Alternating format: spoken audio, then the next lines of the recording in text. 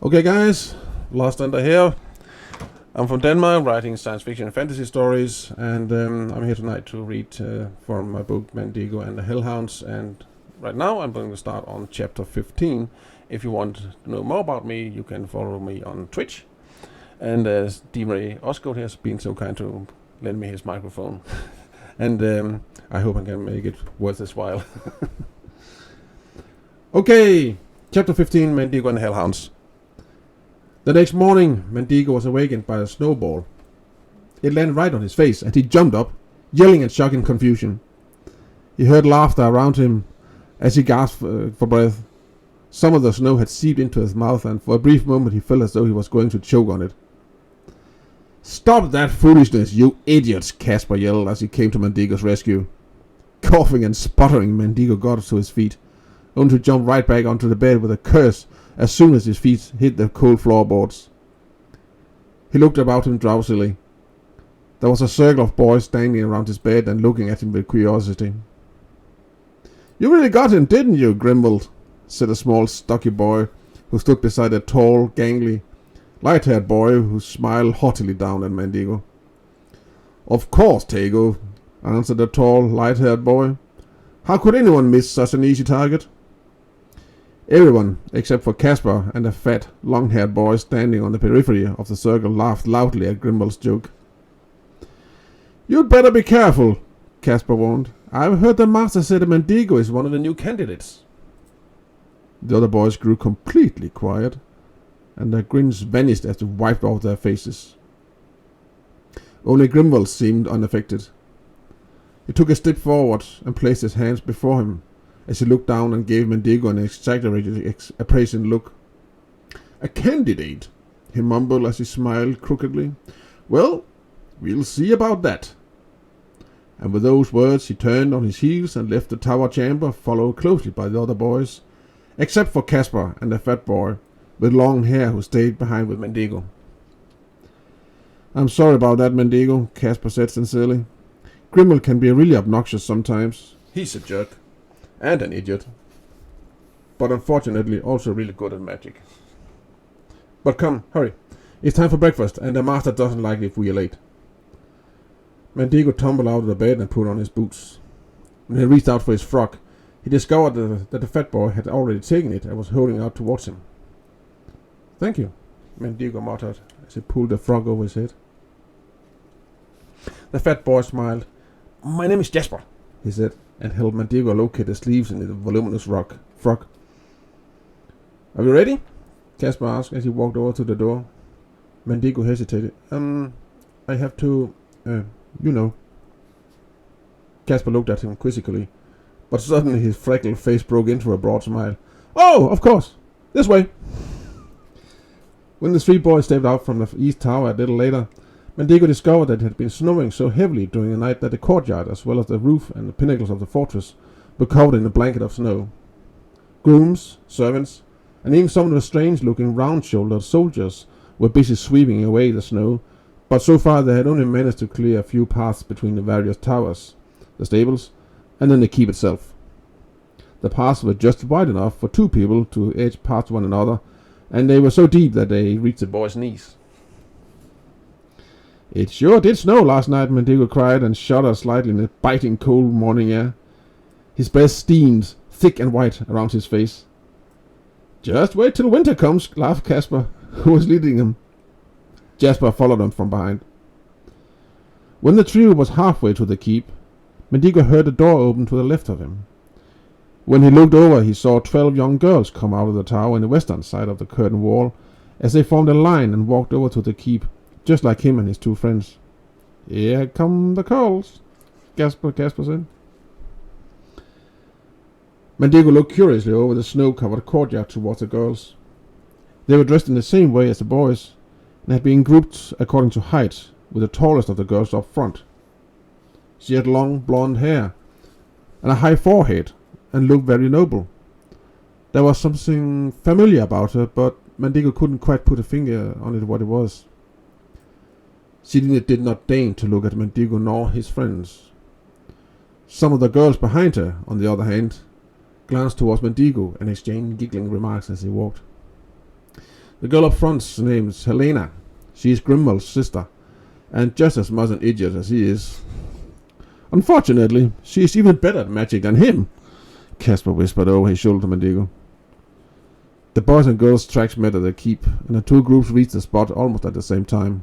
Only then did Helena turn her face to Mandigo, looking straight at him. From a sudden impulse, Mandigo decided to introduce himself. Hi, my name is Mandigo. Oh, Helena merrily replied as she sauntered through the big double door at the gate. See what I mean, Casper said as he rolled his eyes. End of chapter. So, my thinking again is that now we have a remembering of something. Yeah.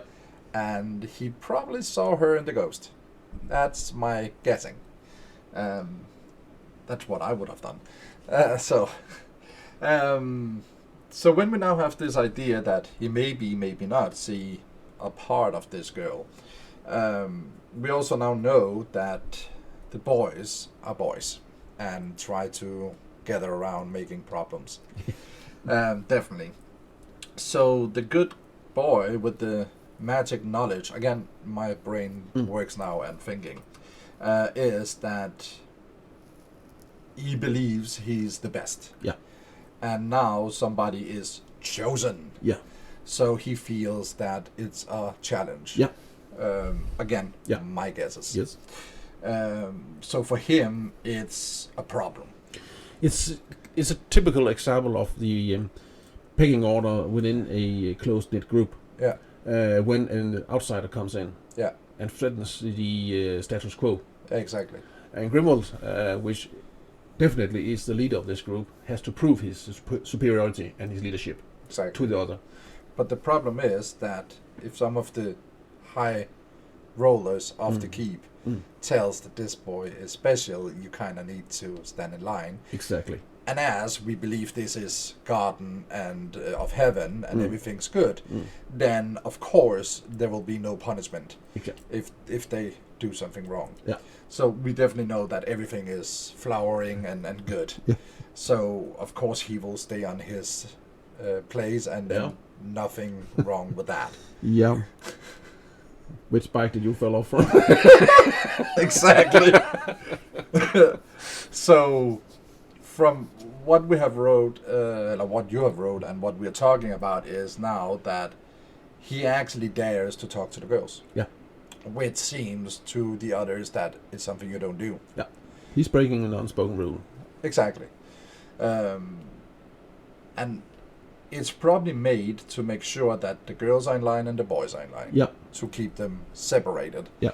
And in that way also make sure there is a unspoken rule. Yeah. But is this because he's new? Or is it because he's friendly? Well, if you look at the earlier chapters of the story, I think you can safely say this because he's friendly. Exactly. Mandigo, because if he took any of his other brothers, it would definitely not be a problem. No. Mandigo is, I would say, prone to avoid conflict, if at all possible. Yeah. He doesn't really understand. He knows what bullying is because he's experienced it throughout his young life up until this point. But he doesn't really understand why things has to be so. He wants to get along, and when he was taught by the White Witch Greta in the forest, she taught him the value of being friendly, and being kind. Yeah. And so he just tries to come along and do the right thing for the moment, and then he gets snapped for this girl. Okay, I think you should tell them a bit about the eyes. Why I go? You know. Yes.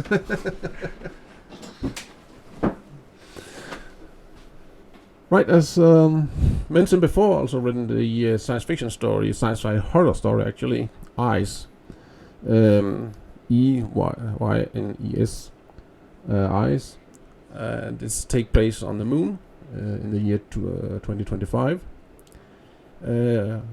And what we experience here is that NASA loses contact to a group of people on the moon who lives at a base at the lunar south pole on the edge of what's called the Demonax crater, a crater that actually exists. This base on the moon is a base for science people, also for tourists. And when the NASA loses contact for this base, which is fairly new when the story begins, they initially think it's just a technological problem. When they discard this possibility, they assemble a team of astronauts to be launched and travel to the moon and to investigate the matters. When this team arrives at on the moon, it disappears and all contact is lost. At that point, NASA and also the European Space Community, ESA, is forced to accept the possibility of a very unfortunate situation, and that they have to engage help from the military. They also start looking for people with extraordinary skills, because they can't rule out that what they are dealing with is actually an alien threat. So they prepare this group of special people and are about to launch them on a rocket to the moon when a armored car pulls up, and heavily armed guards pulls out a prisoner in chains with a blindfold helmet on his head. And the guards carry a note from the American president to NASA explaining that this guy has to go with this special team to the moon. But he must be kept blindfolded throughout, and the blindfold must not be removed until the moment the American president gives the order. So this was a teaser. This was a teaser. And maybe if I need to go away for a few seconds again, maybe you'll get more. So sorry, I'm not going anywhere. Okay, guys and girls, stop.